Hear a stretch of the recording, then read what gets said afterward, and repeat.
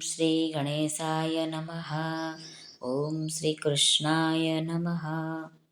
આપ સાંભળી રહ્યા છો આપણી યુટ્યુબ ચેનલ ધાર્મિક, એમાં આપ સૌનું હાર્દિક સ્વાગત છે. આજના વિડીયોમાં આપણે સાંભળવાના છે ભગવાન શ્રી કૃષ્ણ અને અર્જુન વચ્ચે જે સંવાદ થયો એનાથી શ્રીમદ ભગવદ્ ગીતા રચાઈ. ગીતાના કર્મયોગ, ભક્તિયોગ અને જ્ઞાનયોગનું જે ગૂઢ રહસ્ય છે એને સફળતાપૂર્વક સમજાવતું અણમોલ પુસ્તક તે છે ગીતાનો કર્મયોગ, ભક્તિયોગ અને જ્ઞાનયોગ. આ પુસ્તકના લેખક છે સિદ્ધયોગી શ્રી વિભાકરભાઈ પંડ્યા. આના આપણે નાના નાના વિડીયો બનાવ્યા છે, એટલે સમયના અભાવે 31 ભાગ આપણે સાંભળ્યા. આગળ વિભાકર દાદાએ ભક્તિયોગ સમજાવ્યો. વિભાકર દાદાએ કહ્યું કે જો ભગવાનને તમને જ્ઞાન આપવું હોય તો તમે ગમે તે બહાને તમને આપી શકે છે. ભગવાન માનવીના હૃદયમાં જ્ઞાન પ્રગટાવે છે, તે માટે કોઈને ને કોઈને નિમિત્ત પણ બનાવી શકે છે. જ્ઞાન આપવામાં ભગવાન જેને નિમિત્ત બનાવે છે તે જ ગુરુ. ગુરુ તો ભગવાનનો પ્રતિનિધિ હોય છે, જેના દ્વારા આપણને સાચું જ્ઞાન પ્રાપ્ત થાય છે, જેથી હૃદય પ્રસન્નતાથી ભરાઈ જાય છે. હું ગુરુ માટે શું કરું, ગુરુનો બદલો કેવી રીતે ચૂકવું, જેણે મને ભગવાનના દર્શન કરાવેલ છે. તો સ્વામી કહે છે કે જો ભગવાન અને ગુરુ સાથે ઊભા હોય તો સૌ પ્રથમ ગુરુને પગે લાગવું જોઈએ, કારણ કે તે ભગવાન બતાવવા માટે નિમિત્ત બનેલા છે. એટલે કે ગુરુ તો ભગવાનનું પ્રતીક છે. ગુરુની સેવા એ જ ભગવાનની સેવા છે. ગુરુની સેવા કરવાથી ભગવાનને તમારી સેવા કબૂલ કરવી પડે છે. હવે આગળ સાંભળીએ. એટલે કે શિષ્ય ગુરુને ભગવાન માનીને તેની પૂર્ણ શ્રદ્ધા અને ભક્તિથી સેવા કરે, તેથી તે તો બચી જાય છે. પણ ગુરુનું શું થાય? જો ગુરુ માની બેસે કે મારા વગર શિષ્યને ભગવાનના દર્શન કોણ કરાવે, અને જો ગુરુનો અહંકાર વધી જાય તો તેવા ગુરુથી શિષ્યને શું લાભ થાય? શિષ્યનો શું શક્કરવાર થાય? આ દુનિયામાં ઘણા એવા મનુષ્યો છે કે જે માને છે કે મારા વગર આ દુનિયા ન ચાલે, અને આવું માનનારથી કબ્રસ્તાન ભરાઈ ગયું છે, છતાં આ દુનિયા ચાલે છે. ટૂંકમાં ગુરુનો અહંકાર ગુરુને ડૂબાડે છે. ગુરુ એટલે જ ભારે, અને જે ભારે છે તે તો ડૂબી જાય છે, પણ તેની સાથે હલકા પણ ડૂબે છે. એટલે જ જેણે આપઘાત કરવો હોય તે પોતાની સાથે મોટો પથ્થર બાંધીને આપઘાત કરે, એટલે પથ્થરના ભારને લીધે ઉપર ન આવે. પરંતુ ગુરુએ તો વિચારવું જોઈએ કે હું તો નિમિત્ત માત્ર છું. ભલે હું અમુક શિષ્યને જ્ઞાન આપું છું, પણ આ જ્ઞાન મારામાં ભગવાન પ્રેરે છે, અને તે હું આપું છું, એટલે હું તો માત્ર નિમિત્ત છું. સાચા જ્ઞાનદાતા ભગવાન જ છે. તે જેને નિમિત્ત બનાવવા માંગે તેને નિમિત્ત બનાવે છે. નિમિત્તનું કોઈ મહત્વ નથી. ખુદા મહેરબાન તો ગધા પહેલવાન. નિમિત્તની કોઈ કિંમત નથી. કિંમત તો માત્ર જ્ઞાનની છે. અને જેનો અહંકાર શૂન્ય બનેલો છે તે ગુરુ કદી ભૂલાતો નથી. મનુષ્યમાં જે વિશેષતા છે તે ભગવાનની દેન છે. તેના માટે ગર્વ કરવાની જરૂર નથી, પણ વધુ નમ્ર થવાની જરૂર છે કે ભગવાને મને નિમિત્ત બનાવ્યો, એટલે હું ભગવાનનો આભાર માનું છું. ભગવાન તો ધારે તો ગમે તેને નિમિત્ત બનાવી શકે છે, અને ભગવાનને જો જ્ઞાન શિષ્યને આપવું હોય તેવું જ્ઞાન ગુરુમાં પ્રેરે છે અને શિષ્યને આપે છે. એટલે કે ગુરુ તો માત્ર નિમિત્ત છે, અને ગુરુના મનમાં પણ આ ખ્યાલ બરાબર હોવો જરૂરી છે. જેવી રીતે અર્જુન કઈ વાડીનો મૂળો હતો કે અભિમાન લઈ શકે છે કે આ મહાભારતનું યુદ્ધ હું જીત્યો છું. તેની સામે મહારથી ભીષ્મ પિતામહ, ગુરુ દ્રોણાચાર્ય, કર્ણ વગેરે હતા, અને અર્જુન કદાપી તેમને જીતી ન શકત. પરંતુ ભગવાને આતતાઈઓનો નાશ કરવા માટે અર્જુનને નિમિત્ત બનાવ્યો હતો, એટલે તેને નિમિત્ત બનાવ્યો છે. નહીં તો એ જ અર્જુન કાબા પાસે હારી ગયો. ધનુષ્ય માંગતો હોય તેને નિમિત્ત બનાવે છે. આ વખતે આપણે નમ્ર બનવું જોઈએ, છકી જવું જોઈએ નહીં. ભગવાને ધ્રુવને ગાલે માત્ર શંખ અડાડ્યો અને તે ચારેય વેદ બોલવા માંડ્યો. એટલે કે કોઈ ગુરુ વિદ્વાન કે બુદ્ધિશાળી છે તેવું ખોટું અભિમાન ન લેવું. ગુરુમાં જે વિશેષતા છે તે ભગવાનની દેન છે. ભગવાન જ સાચા ગુરુ છે. એવમ ગુરુણામ ગુરુ. ભગવાન બધાના જ ગુરુ છે અને આવી જેને પૂર્ણ નિષ્ઠા છે તે ભગવદ નિષ્ઠા કહેવાય છે. લેખક કહે છે કે મેં ઘણીવાર જોયું છે કે વૈદ્ય, ડૉક્ટર, હકીમ પોતે એવું અભિમાન લે છે કે ગમે તેવો અસાધ્ય રોગ હોય તે હું મટાડી શકું છું અને પેપરમાં પણ આ જાતની જાહેરાત આપે છે. હકીકતમાં તો મોટામાં મોટો વૈદ્ય હોય તો તે ભગવાન છે.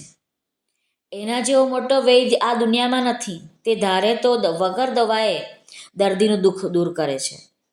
એટલે વૈદ્ય, ડૉક્ટર કે હકીમે નમ્ર ભાવે સ્વીકાર કરવો કે આ રોગ મટાડવામાં હું તો માત્ર નિમિત્ત છું. સાચા ડૉક્ટર તો ભગવાન છે.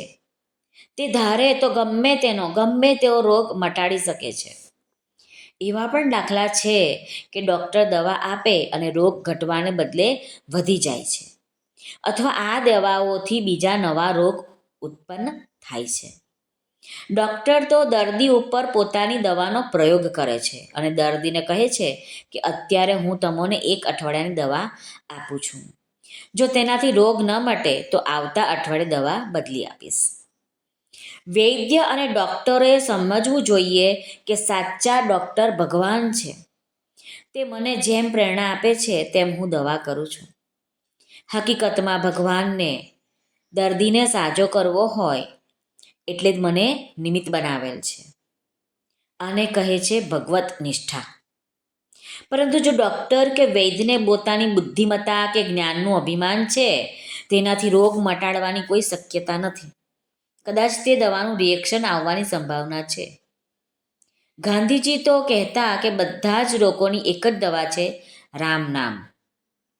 જો રામ નામનો દવા તરીકે ઉપયોગ કરવામાં આવે તો ભલભલા રોગ મટી શકે છે. જગ પ્રસિદ્ધ દાખલો છે કે પોતાનો પુત્ર બીમાર હતો ત્યારે માત્ર પાણીના પોતા અને રામ નામ પર અડગ શ્રદ્ધાએ રોગ દૂર કર્યો. ત્યારે ડૉક્ટરો અને વૈદ્ય રાજ્યોએ ગાંધીજીને ઘણું સમજાવવા પ્રયત્ન કરેલો. ત્યારે ગાંધીજીએ કહેલું કે જે દર્દીનું આયખું આવી રહ્યું હોય તેને ગમે તેવા ડૉક્ટર કે વૈદ્ય બચાવી ન શકે. સાચો ડૉક્ટર તો નારાયણ છે. તે બચાવવા ધારે તો દર્દી મરવાની અણી પરથી પણ પાછો આવે છે.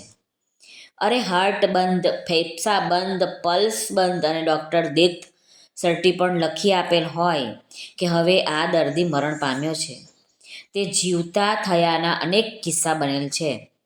કારણ કે વૈદ્ય નારાયણ હરિ છે. પરંતુ તમોને નારાયણ પર પૂર્ણ શ્રદ્ધા હોવી જોઈએ. મેડિકલ સાયન્સમાં એવા પણ દાખલા છે કે ગર્ભાશય કાઢ્યાના પછી પણ સ્ત્રીએ બાળકને જન્મ આપેલ છે. અરે ભગવાન ધારે તો થોર પર કેળા પકવી શકે છે. વિભાકર દાદાના એક સાધક મિત્ર હતા. તે આરોગ્ય વિજ્ઞાનમાં ખૂબ માને અને પોષક તત્વો અને વિટામિન ખૂબ લીધા કરે. તેઓ કહેતા કે અધિકસ્ય અધિકમ ફલમ અને તેથી તેણે ખૂબ વિટામિન એટલે કે જીવન તત્વો લીધા અને તેને લીધે ઘણા પ્રકારના રોગોનો ભોગ થયા. દાદાએ તેમને સમજાવવા પ્રયત્ન કર્યો કે ભગવાન આરોગ્ય છે, ભગવાન જ જીવન છે, ભગવાન જ વિટામિન એટલે કે જીવન તત્વો છે. સાચું જીવન તત્વ ભગવાન જ છે. તેથી બહારથી જીવન તત્વ લેવાની જરૂર નથી. ભગવતરૂપી જીવન તત્વ અણુએ અણુમાં ભરેલ છે. તેથી બહારથી લેવાની જરૂર નથી. જો આવી શ્રદ્ધા હોય તો તેને તે પ્રમાણે અનુભવ થાય છે. જેવી જેની શ્રદ્ધા તેવો તેને અનુભવ થાય છે. ય યત શ્રદ્ધા સ એવ સ. આ એક સાર્વભૌમ સિદ્ધાંત છે. આવી જેને શ્રદ્ધા હોય તે ભગવત નિષ્ઠા છે. ભગવાન જ આરોગ્ય છે, ભગવાન જ જીવન છે, ભગવાન જ વિદ્યા છે, ભગવાન જ ધન છે, તે જ સર્વ કાંઈ છે. એટલે કે ત્વમેવ સર્વમ મમ દેવ દેવ. આમ ભગવાનમાં પૂર્ણ શ્રદ્ધા હોવી તે જ ભગવત નિષ્ઠા છે. લેખક કહે છે કે મારા એક સાધક મિત્ર અફસોસ કરતા હતા કે તેના એક ગાઢ મિત્ર મુંબઈમાં ગયા અને ખૂબ કમાયા છે, જ્યારે હું અહીં ગામડામાં ઘણી મહેનત કરું છું પણ તેના જેટલું ધન કમાયો નથી. તો લેખક કહે છે, વિભાકર દાદા કહે છે કે જુઓ ભાઈ, શહેરમાં જે જીવન છે તે ભાગદોડવાળું જીવન છે અને ધન કમાવા માટે કેટલાય કાળા ધોળા કરવા પડે છે. ડોરબેલ વાગે એટલે હૈયામાં ફાળ પડે કે ઇન્કમ ટેક્સની કે સેલ ટેક્સવાળાની રેડ તો પડી નથી ને. જેણે ખોટું કર્યું છે તેના જીવને ચેન ન પડે.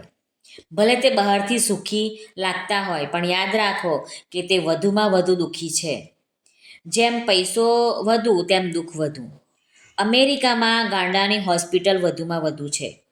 હકીકતમાં આપણી માન્યતા છે કે અમેરિકામાં ખૂબ ધન છે એટલે કે તે સ્વર્ગનું સુખ ભોગવતા હશે, પરંતુ વધુમાં વધુ દુઃખ તે લોકો જ ભોગવે છે.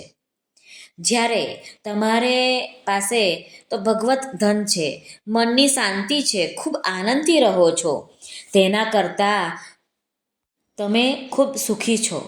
દુનિયાનું ધન તો અહીં પડ્યું રહેશે, જ્યારે ભગવત ધન તો જેટલું તમે કમાશો તે સાથે આવશે.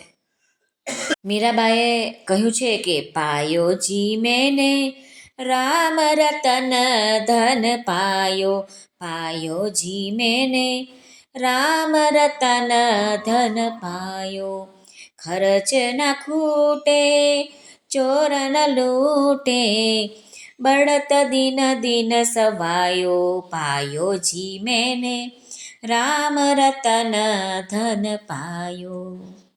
જ્યારે તમારી પાસે બીજા ધન આવે તો અનેક અનર્થો લાવે છે. જીવનમાં ધનથી ક્લેશ કંકાસ થાય છે, કોર્ટ કચેરીના ધક્કા વધી જાય છે, તેમને તેમ આખું જીવન વીતી જાય છે. ધન સાથે તેના દુર્ગુણ આવે છે.